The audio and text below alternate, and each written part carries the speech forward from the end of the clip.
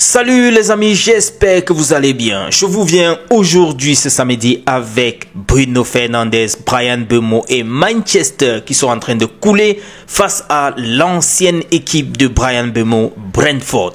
Ah oui, c'est 3 buts contre 1 sur le terrain de Brentford que Manchester a essuyé cet autre déculotté. Et vous voyez l'expression du visage, le désespoir du sélectionneur. Après un penalty une fois de plus qui a été loupé par Bruno Fernandes, là il y a lieu de se questionner. Qu'est-ce qui ne va pas à Manchester? On nous a fait savoir et comprendre que c'était André Onana le problème. On refuse de voir le vrai problème. Je pense que le problème se trouve ailleurs et que les dirigeants de ce club-là devraient s'y pencher sérieusement et non de chercher les têtes et voir qui est-ce qu'on va trancher la tête and so on. Bref, qu'à cela ne tienne, je vois déjà le sélectionneur sur la voie de la sortie. Ou bien les gars, allons de l'autre côté avec André Onana. Puisqu'on vient de parler de lui, il s'apprête à affronter Fatih Karagümrük. Oh, c'est difficile de prononcer. Bref, c'est un match qui va se jouer à 19h aujourd'hui. Trabzonspor va donc se déplacer vers le terrain de Fatih. Bon, je préfère ne pas faire l'exercice une fois de plus. Donc, on va voir si André Onana va récolter sa première victoire ce soir. En tout cas, on lui souhaite bonne chance.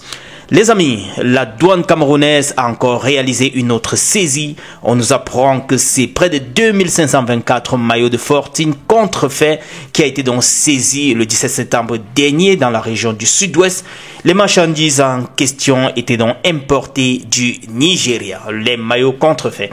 C'est une bonne chose, ça va éviter qu'on ne se retrouve dans une autre difficulté sur le plan des différents maillots, des équipements Fortune qui sont en train d'être faits dans le bac comme on dit souvent. Bref, bon boulot, Feka Foot, douane camerounaise.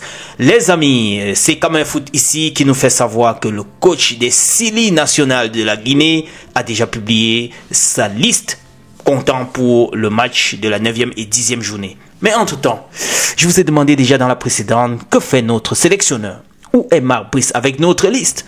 Nous sommes quand? Nous sommes le 27. Et le prochain match tel que vous pouvez apercevoir ici contre la Mauritanie, c'est le 8 octobre prochain. Le 8 octobre et le second le 13 octobre. Mais jusqu'ici, toujours pas de liste du côté camerounais. On a 3 jours pour la fin du mois et 8 jours, disons 7 jours jusqu'à la veille du match. Ça fait 10 jours. Pas de liste, on n'a aucune idée. Bref, qu'à cela ne tienne, peut-être Marcus va prendre tout son temps. On ne sait jamais. Alors les amis, nos amis de l'Aigle Royal de la Ménois sont du côté de la Côte d'Ivoire pour pouvoir affronter San Pedro. Vous vous souvenez, la semaine dernière, ils étaient au Cameroun et la Ménois, du moins Aigle de la Ménois, donc perdu 0 but contre 1. Ils vont devoir aller se battre sur le terrain ivoirien et arracher soit une victoire ou bien au moins, voilà, en tout cas de préférence, c'est la victoire. La victoire pour pouvoir espérer donc aller one step forward avec cette compétition-là. On leur croise tout simplement le doigt. Les amis, je me pose toujours la question avec le jeune Etienne Eto'o depuis qu'il a changé du côté de Mirandes. Il n'a toujours pas discuté une seule minute de jeu. Qu'est-ce qui se passe? Il est pourtant sur la liste en tant que réserviste, mais il observe la défaite de son club, comme vous pouvez voir ici dans la journée d'hier. Ils ont perdu face à Real Zaragoza.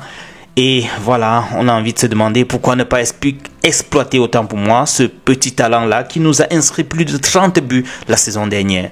Les amis, c'est tout ce que je voulais rapidement partager avec vous. On se prend peut-être au courant de la soirée avec d'autres petits updates. On est ensemble. Ciao.